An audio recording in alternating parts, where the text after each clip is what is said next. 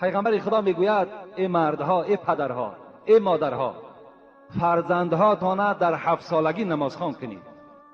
پدرهای عزیز، فقط نماز در ذمه شما فرض نیست، یا این مسئولیت خیلی کلانی هست که شما از پشت این فرزندها در نزد پروردگار جوابگر هستین.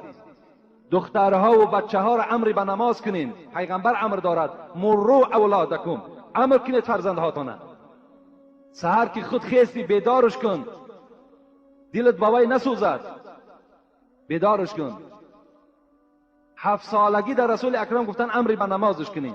وقتی 10 ساله شد و این فرزند تو نماز نخواند، وی را لتو کوب کن، وی را بزن که وی در نماز قائم شود. در 10 سالگی جاگه خوابشان جدا کنید. این جاگه خوابه که اگر همراه شما باشند وی ها را در دیگر خانه برین. اگر دختر و بچه یک جا خواب باشد، جاگه های خوابشان جدا کنید، گفتن پیغمبر.